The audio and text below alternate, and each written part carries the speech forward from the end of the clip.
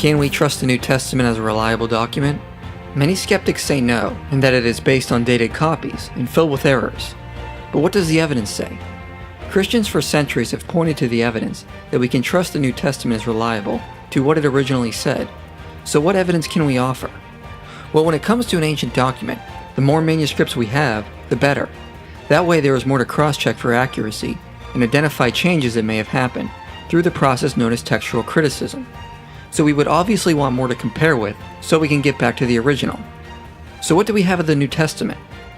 Of the original language of the New Testament, we've over 5,800 Greek manuscripts. In Latin, we've over 10,000 manuscripts. In various other languages, we have between 5,000 and 10,000 manuscripts.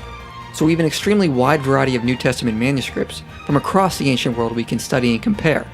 And with more manuscripts, the more accurate we will be at reconstructing the original through textual criticism.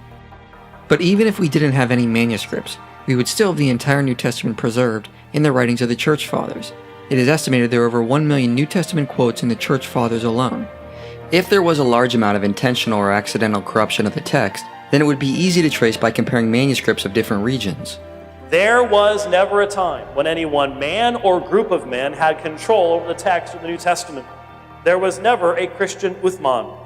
All assertions regarding adding doctrines, changing theology, removing teachings, etc. are without merit.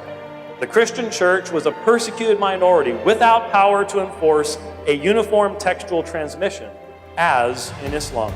This is far more than any other ancient document.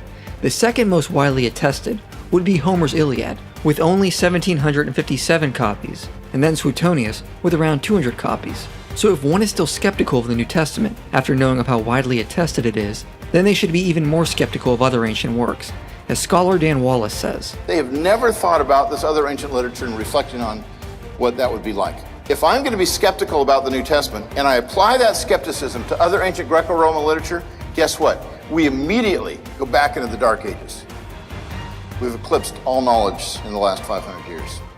But not only do we have a large amount of manuscripts, but we have very early complete manuscripts and even earlier fragments. The oldest complete New Testament is within 300 years of the original, the closest of any ancient document. But we have even earlier witnesses and fragments, like this one, P52, from between 90 AD to 125 AD, and others like these, from approximately 170 AD to 220 AD. We also have a larger fragment from around this time in P75, which has 102 survived pages from Luke and John. Comparing this to other ancient documents, the earliest copy of the Iliad is far off with 500 years from its original, and Suetonius is 800 years from its original. As you can see, the New Testament is by far the closest to its original than any other ancient document. So if we are to be skeptical of the New Testament, then we should be even more skeptical of other ancient literature. In fact, we have about a dozen fragmented manuscripts dating to around the 2nd century, which represent about 40% of the entire New Testament, and we have 120 manuscripts around 300 years from the original, which is incredible compared to other ancient documents. But despite this, some scholars still argue the New Testament copies are too late and full of errors. The leading critic Bart Ehrman says, "Not only do we not have the originals, we don't have the first copies of the originals. We don't even have copies of the original, or copies of copies of copies of the originals. What we have are copies made later, much later, and these copies all differ from one another in many thousands of places." Well, this seems like an odd thing to say, given the evidence we just discussed. So let's divide his objection into two parts and deal with each appropriately. The first is that our earliest manuscripts are extremely far off from the originals, not even copies of copies of copies of the originals. Well, this doesn't make sense, considering our earliest fragment is within 70 years or less of the original, and several larger fragments are around 150 years from the original. So why would these not be first or second generation copies of the originals? A papyrus manuscript in public use will last on average for more than 100 years. There is also no reason to assume the originals are first generation copies or copied once and thrown away or lost. In fact, Ehrman even acknowledges that a manuscript can likely be a direct copy of one from 100 years prior to it. Every time somebody translates the Bible, they don't say, well, I've got to take this manuscript that I translated from and destroy that now. That's stupid. We don't do that. It's never been done in the history of the church. There is no reason to assume the originals were just copied once and forgotten, or that scribes only had one copy to pull from. In fact, early church father Tertullian even seems to suggest the originals were still around when he was writing at the end of the 2nd century. Come now, you who would indulge a better curiosity, if you would apply it to the business of your salvation, run over to the apostolic churches, in which the very thrones of the apostles are still preeminent in their places, in which their own authentic writings are read.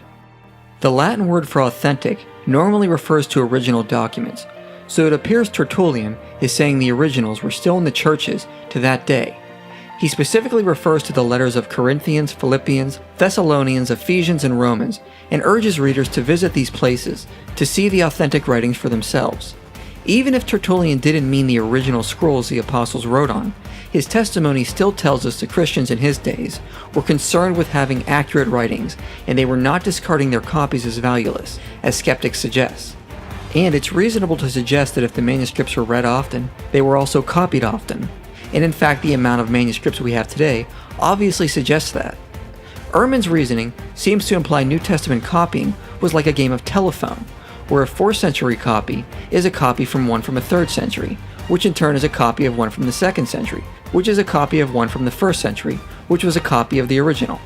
But there is no reason to suggest the originals or the first copies were simply lost after they were copied once. Scribes could always go back to the earliest copies of their day that had survived and simply copy that. St. Irenaeus even testifies he had access to some of the earliest copies of the Book of Revelations, suggesting early copies were being preserved for accuracy in transmission. And the testimony of early church fathers indicates how sacred they considered these documents, so they were not carelessly being copied, but being held in high regard to preserve the faith passed down from the apostles. In fact, scholars Darrell Bock and Dan Wallace note the earliest manuscripts we have probably go back to around 100 AD. Two of the oldest manuscripts we have, Papyrus 75 or P75 and Codex Vaticanus or B, have an exceptionally strong agreement, and they are among the most accurate manuscripts that exist today. P75 is about 125 years older than B, yet it is not an ancestor of B. Instead, B was copied from an earlier manuscript of P75. See the detailed work of C.L. Porter. The combination of these two manuscripts in a particular reading must surely go back to the very beginning of the 2nd century. So the idea that our copies are far too late doesn't stand up to evidence, and textual criticism demonstrates we are not too far off from the originals. So what about Ehrman's other claim, that all other manuscripts have much variation and differ from one another in thousands of places? Ehrman and other skeptics will usually throw out the fact that there are 400,000 variants across New Testament manuscripts, which is in fact true. However, when you look at the details, this isn't a big deal. For example, the reason we have so many variants is because we have so many manuscripts. That would be expected with such a high number of manuscripts. But even with that, remember we have close to 6,000 New Testament Greek manuscripts, which comes to about 2.6 million pages of New Testament. If you do the math, that is one variant per 6.5 pages. Not really that much. Second, what kinds of variants are there? Well, 75% of them are simply spelling errors, which do not affect the meaning of the text. 15% are variation in Greek synonyms and transpositions, which cannot even be translated. About 9% do affect the meaning of the text, but they are from very late documents, and obviously resolved by looking at earlier manuscripts. Then, less than 1% do actually affect the meaning of the text and are from early manuscripts. But none of these variants actually challenge or affect essential Christian doctrines, as Bart Ehrman even admits. The position I argue for in Misquoting Jesus does not actually stand at odds with Professor Metzger's position that the essential Christian beliefs are not affected by textual variants in the manuscript tradition of the New Testament. This is the guy on whose works Muslims and atheists are basing their wild claims that the Orthodox have so corrupted the text that it must not have been Orthodox at all originally. They don't know what they're talking about, but they're basing it on Dr. Ehrman's work. He does know what he's talking about. I happen to disagree with him about a number of things, but I don't disagree with him over this. In fact, in our 3 debates, at the end of each debate, I say, by the way, I think you agree with me, Bart, that essential Christian beliefs are not affected by textual variants. And I put this screen up. He's never disputed it. He said it. It's in print. He can't deny himself. There is absolutely no evidence to suggest Christian doctrines are affected by variants in the manuscripts, and there is next to zero evidence to suggest we cannot get back to the originals. In fact, given all the evidence, there are only 40 lines of the New Testament unresolved by textual criticism, giving it an accuracy of 99.5%, which by far is the best of any ancient document, Now obviously, there is still debate over what a handful of passages were originally, and no Christian scholar argues we have exactly word for word what the original authors wrote. But in light of this evidence, we should also avoid radical skepticism that we can certainly never know anything of what the original authors wrote. It simply doesn't stand up to evidence. The overwhelming amount of scriptural passages aren't even debated, and there is no textual evidence that threatens the origins of essential Christian doctrines. So is the New Testament reliable? The obvious answer is yes, and we have barely scratched the surface of evidence. The onus is on the skeptic. The New Testament sets the standard in providing clear evidence of its trustworthiness. If that is not enough, is it possible the skeptic has set a standard that is unreasonable? And if so, why?